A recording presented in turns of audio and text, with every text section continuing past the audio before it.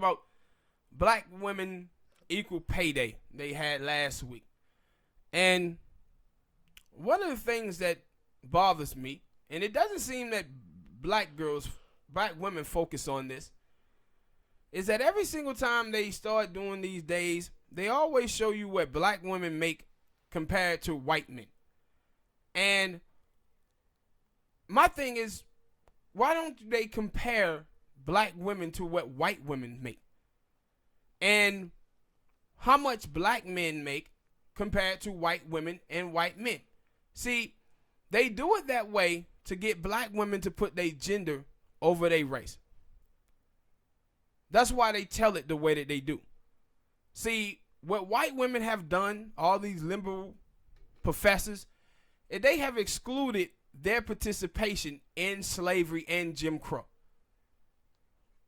They have made it seem like, no, it was just these bad white men, and we as white women was under control of these white men. We were just doing what these white men was telling us to do.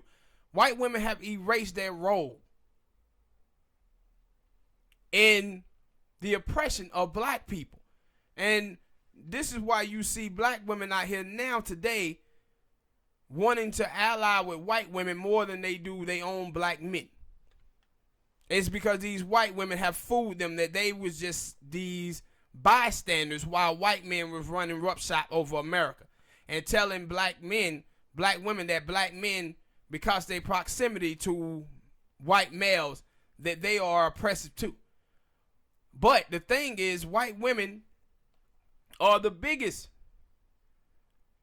people, the people who benefit off of white supremacy the most. They the most protected group in the country. While white people have 90% of the wealth and 96% of the land, white women are going home with all of those men who have that money. White women are the ones who are giving birth to all of these judges, all of these politicians, all of these people who keep screwing over the system that continue to oppress black women. And those white women are benefiting from all of that. But they have black women out here putting their gender ahead of their race and have them believing that that black men are their enemy right along with white men. But they telling black women at the same time, by comparing black women money to white men, is telling them that they should seek out white men for dating material. This is how things was during slavery, when white women owned 42% of the slaves. Therefore, the white men who were poor, they would seek out white women because they would see white women were better marriage material. Like I said, Martha Washington, when she married George Washington, she had 84 slaves and he only had 8. So she married him. He married her because she had the money. And that's what they do when they compare black women to white men. It's almost like fair weather sports fan. When people come in to sports, they always try to cheer for the team that's winning. And so you present the narrative to black women that, look, white men are winning. They don't want to have all of this money. They have this money. And that's why you see from these black feminist women out here today, they constantly black men trash, black men suck, black men the weakest link. But seeing them thirsting after white dudes, and it's strictly because of money. And you know it's because of money, because they don't ever thirst off of Mexican men, Puerto Rican men, or any of that. It's just white men, and it's strictly because of money. Mm-hmm. But white women are erasing their roles that they have played in the oppression of black people, and especially black women. Yeah, and I listened to that, and it made me think, because I was thinking about it last night anyway. I remember listening to a comedian on a radio station, and he was talking about, oh man, the thing is that I would like to talk to my black people and say is that sometimes we have too many calls. We have too many things that we want that we have a problem with, and when we should just settle on one thing and then we'll get that. And I say, no, that's wrong. Like, all the other groups that they have, now for Mexican people, the only thing they got is Latino people is getting immigration. But all the other people, they have a bunch of things that they want to get done to help them. My thing is for black people is not that we have too many things that we want, is that the things that we want it's a divide. Like, even way back when you talking about Martin Luther King, Malcolm X, and these people trying to do right thing for black people, you had other black people who was their opposition. Yeah. Not white people. And in that case, where you talk about reparations, or you talking about injustice, or you talking about right now when you talking about black women and money, that no, it ain't just black women not making money. It's black dudes not making money either. Yeah. Compared to white people. Yeah. And if we sat here and came together and said, yo, we both need to make more money, not make more money, but to make the same amount of money that white people are making, then we would get somewhere. But too many times what you see now is people are putting their sex, their sexual orientation, their religion, their political views, everything over black. Over not just black, but anything. Like, and it like it's starting to create a big divide where you got people over here like, we agree with you, but you attacking us too. Yeah, but you want to be against it because you want to put, oh no, this time it just supposed to be about black women. But if you say both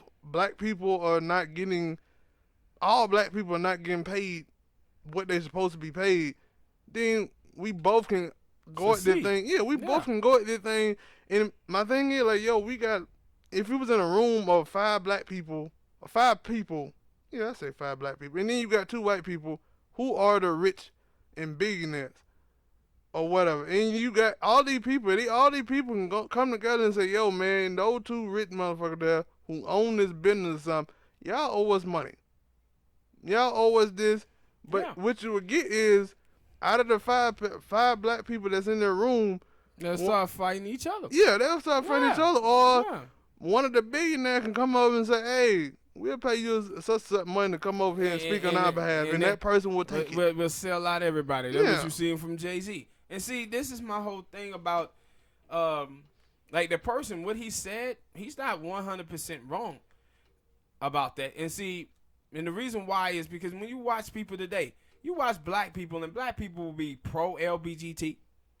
They'll be pro-immigration. They'll be pro all these things, but if you start saying you pro-black, they'll call you a hot tap.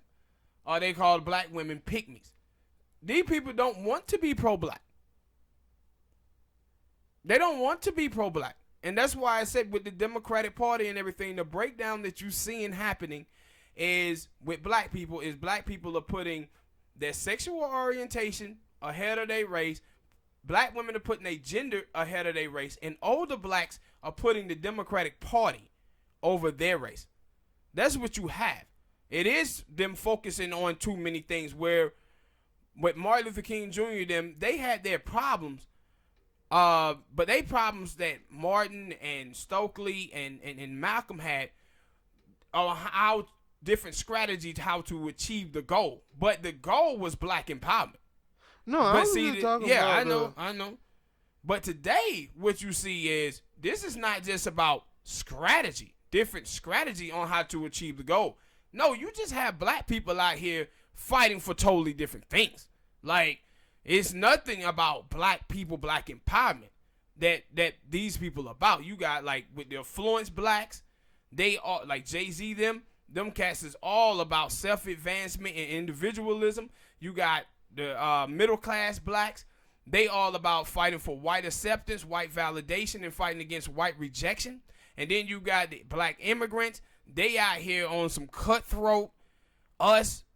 They don't even, like, align themselves with black people, African-American black. They kind of just out here for themselves, looking for a way to get closer to white capital. And then you have the rest of us black people sitting around talking about being pro-black and black liberation. But all the other groups, they are the ones that's in the mainstream, and they are telling the story, and they keeping everybody, these white folks, really not understanding what a true black agenda looks like and what it should be for us going forward in this country. And they kind of burying us, leaving us behind.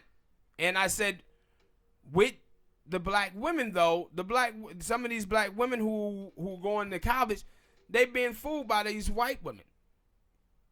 By these white women in this equal pay junk. But and they put in their gender ahead of their race. But if they talked about the numbers pertaining to African American men, black women would get to see that this is not about your gender, that this is about your race. This is why you poor. But these white women out here getting black women to think that black men are their enemy, as well as other men who are their enemy.